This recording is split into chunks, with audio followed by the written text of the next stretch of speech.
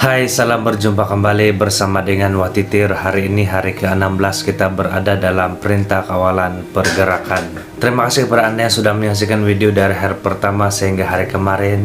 Dan jangan lupa untuk terus support Watitir, subscribe channel YouTube Watitir, dan juga like, follow page FB Watitir ini. Perintah kawalan pergerakan 2 minggu yang sudah diberlakukan pada yang lalu itu, ternyata selama itu case COVID-19 itu tidak dapat dilandaikan, bahkan masih tetap berkisar dalam angka yang besar bagi kita, yaitu sekitar 3.000 hingga 4.000. Jika case COVID-19 ini masih di dalam angka yang jumlah yang begitu besar, maka kebebasan itu belum dapat dicapai dan pasti, dan iya memang kemenangan itu belum ada bagi kita. Dan karena itu masih banyak masyarakat yang mendapat kesan yang lumayan teruk juga. Dan sebab itu kita berpikir juga bahwa mengapa ini terjadi. PKP pada awal dulu yang pertama kali dilaksanakan, dia berjaya menurunkan case COVID-19.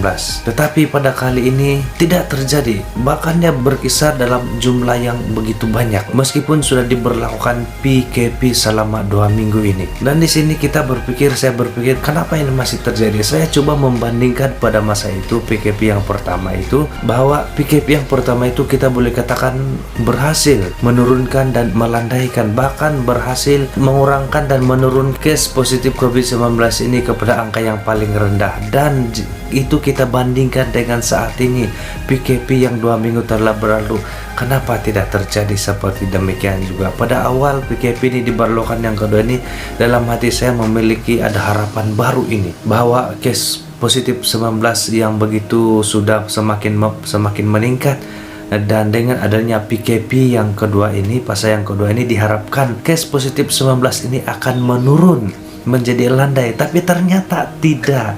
Hari ini lebih 4.000 case. Jadi di sini kita perlu berpikir bahwa kenapa PKP ini masih saja tidak dapat mengawal, masih saja tidak dapat melandaikan case positif 19 ini. Kenapa? Ini pertanyaan besar bagi kita. Padahal dulu dia sungguh dapat kita katakan sangat berkesan bagi kita. Sehingga kan pada masa itu Malaysia adalah salah satu negara yang dipuji oleh dunia dalam usaha menangani case COVID-19 ini. Tapi sekarang semuanya pergi kemana? Dan di sini jika kita berpikir apa yang sudah dilakukan oleh pemerintah, apa yang sudah dilakukan oleh pihak-pihak yang berkuasa, apa yang sudah dilakukan oleh kerajaan, kita tahu bahwa mereka sudah melakukan yang terbaik. Dari masa ke masa mereka melakukan perbincangan, penilaian, dan juga perancangan tindakan apa yang harus dilakukan, apa yang harus diberlakukan. Dan saya kira mereka sudah melakukan. Tetapi kenapa masih saja case COVID-19 ini masih saja tinggi? Itu karena ada sesuatu yang tidak betul, ada sesuatu yang tidak beres, ada sesuatu yang tidak berjalan sepatutnya, seperti yang dirancang, seperti yang diatur. Jadi apa yang menjadi permasalahan? Jadi apa yang menyebabkan PKP pada kali ini tidak berhasil, tidak berjaya bagi? Ya, kita pasti semua dapat memikirkan bahwa mungkin kegagalan dari pematuhan SOP.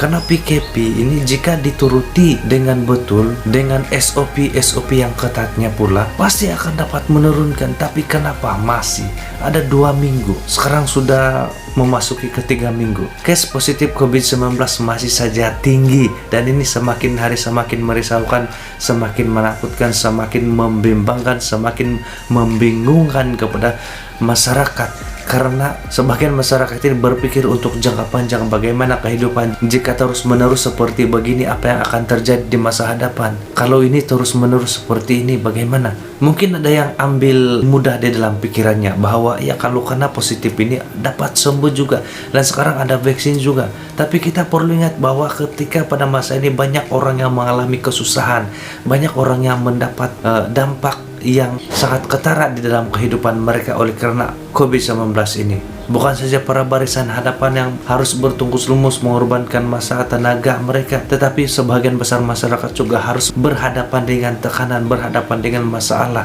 PKP dan SOP itu hendak menangani isu COVID-19, tetapi yang saat ini yang kita dapati, PKP dan SOP ini tidak dapat melandaikan, tidak dapat mengurangkan case positif COVID-19 ini. Kenapa? Karena ada sesuatu yang salah, ada sesuatu yang tidak beres, ada sesuatu yang tidak dapat diikuti, tidak dapat berjalan dengan apa yang sudah direncanakan, apa yang sudah diatur oleh pihak berkuasa ini. Dan itu saya kira adalah dari masyarakat sendiri, dari kita semua. Jadi mari kita pikirkan, mari kita renungkan bahwa kejayaan untuk menangani COVID-19 ini adalah dari kita, kerjasama padu dari kita semua. Jika sebagian besar saja yang mau berusaha mengikuti SOP dan menuruti PKP, tetapi yang selebihnya tidak mau, maka sama saja itu semuanya sia-sia. Apakah kita mau terus membiarkan situasi ini? Mari kita ambil tindakan yang tegas, tindakan yang serius, supaya kita sama-sama dapat berhasil menangani dan melandaikan dan menurunkan.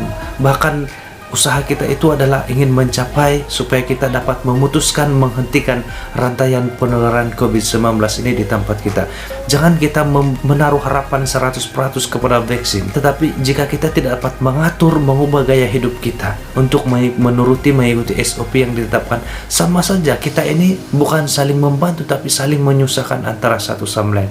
Jadi mari kita ambil iktibar yang baik, mari kita ambil kebijakan yang serius di tingkat kesadaran yang tinggi pula untuk ikut berserta bekerja sama menangani COVID-19 ini.